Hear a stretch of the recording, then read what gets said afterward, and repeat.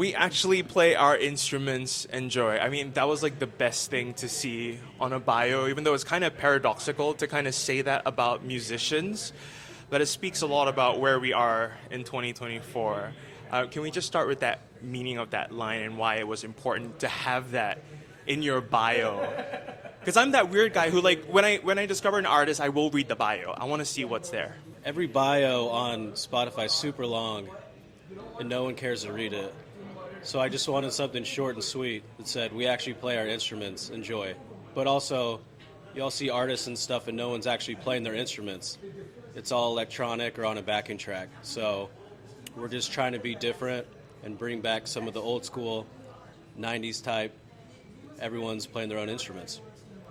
Which is kind of funny because, like, the nostalgia is sold a lot these days. You have a lot of pop music that has 80s references, a lot of like 90s nods, but then without the 90s craft or the 80s craft of actually knowing how to work a synthesizer or picking up an instrument. Right. Can we just talk about the definition of Garageband and how that has changed from kids growing up wanting to be in a band to now an app that people use? Obviously, the tools and everything evolves, right? Like, you're talking GarageBand, the application itself is just like an elevation and like gives everybody access to get ideas down.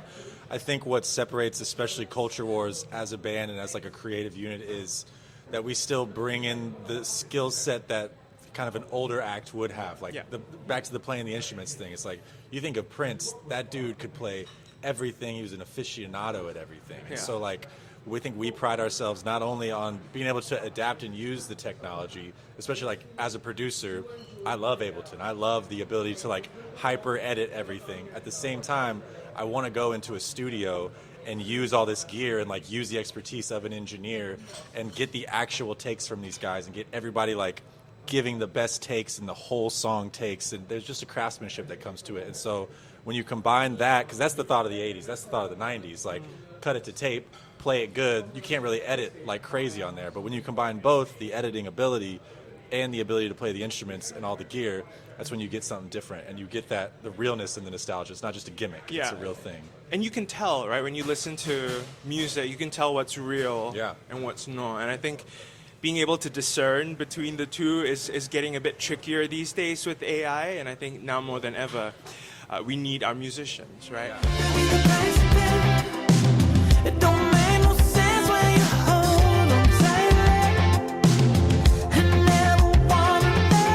If you could sell Austin, Texas to Singapore as a great place to visit tourism-wise, because we keep going to Japan and Korea, what's like one great thing to check out or worth going to make that trip for? We'll give this one to Josh.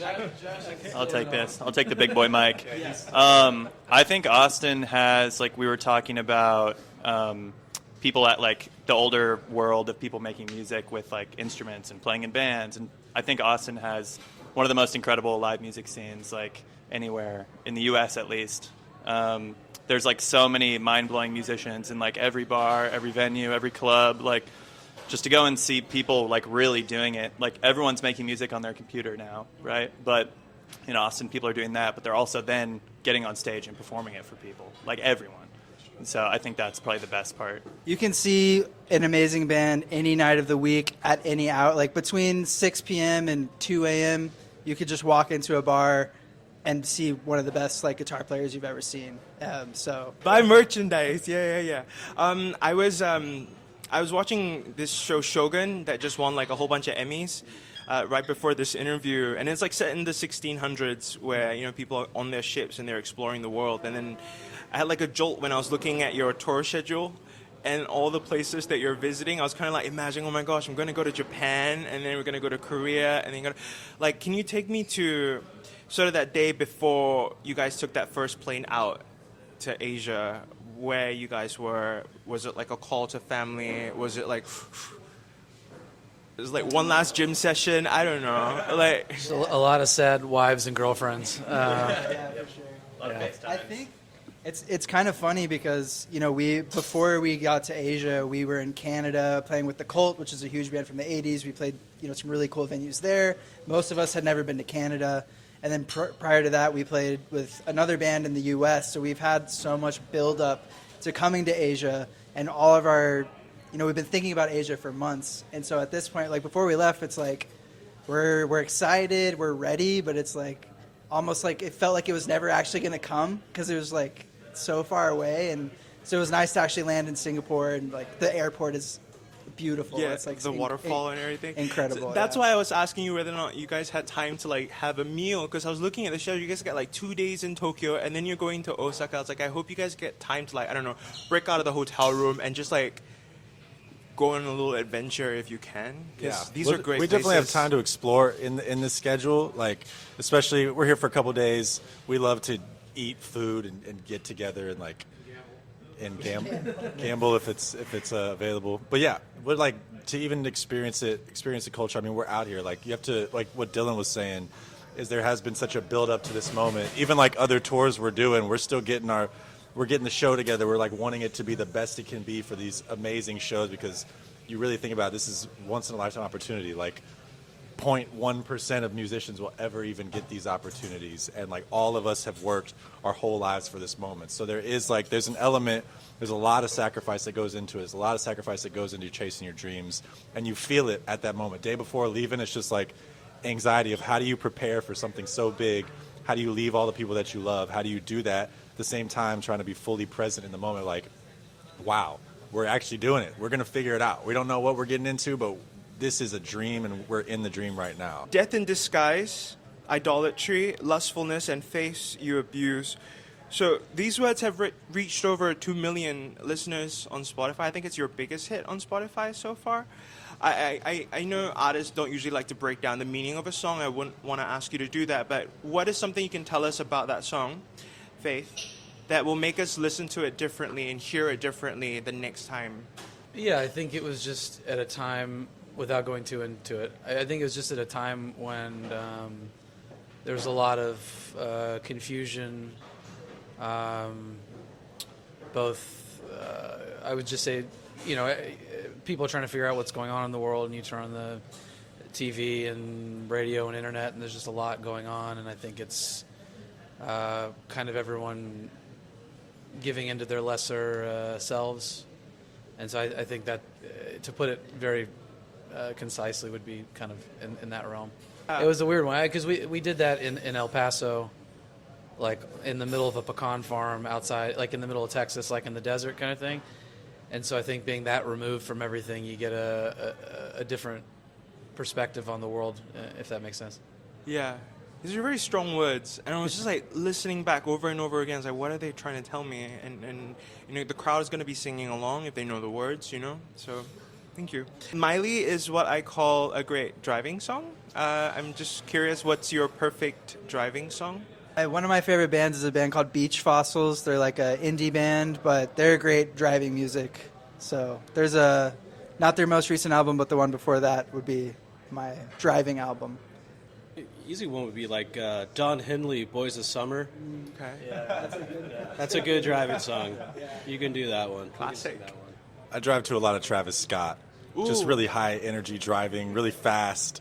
He gets a lot of accidents. Yeah, angry Speed, drives. yeah, just like hyped.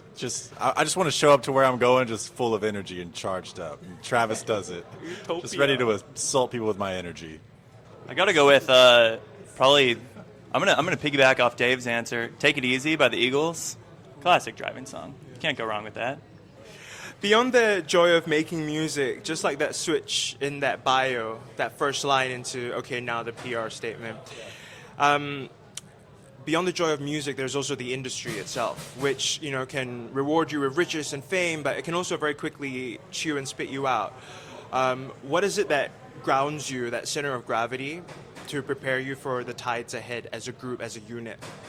I think, like you said, with the tides, it's staying true to what we intend to do and being able to go into meetings or whatever with people, industry, whatever, and not take everything with a grain of salt. And just because one guy in a boardroom thinks something's good doesn't mean anything. What means something is people who come out to shows, listen to music, call into the radio station, that kind of stuff. That's what matters.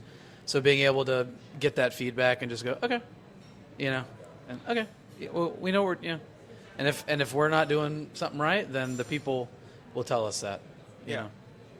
Well, it's also you know, there are great people who work in labels who have like artistic integrity, obviously, but most of the big labels are publicly traded companies, and so all of that like corporate world is just about efficiency. And to be a musician and make art, you really have to fight against that because efficiency in art is, you know, empty. So it's being able to, you know, recognize that and just be able to hold your ground and say like, no, we're the artists, we have a vision here. So I also think, piggybacking on that, like there's such a disconnect internally with the people, not all of the people obviously, but a large majority of the people that work on the inside in a label, and it's the people that are supposed to support artists and support their vision. There's such a disconnect between what they think and what actual fans and people that consume this music think. And in a lot of the scenarios, a lot of people working inside labels aren't even really consuming music as a fan. They're consuming it as a job, as a way to find clout, like as a product, as like, oh, if you like this, I like this because that person's cool and I can do this to get into this party. And it's like, there's just so much other nonsense. Whereas when you're the creator of something, and people who don't create, they don't ever know this. When you create something, it is a piece of you that is going into this. Obviously, we want to play big stages. Obviously, we want to fly around the world. But the reality of the situation is like the music we create is a piece of each one of us.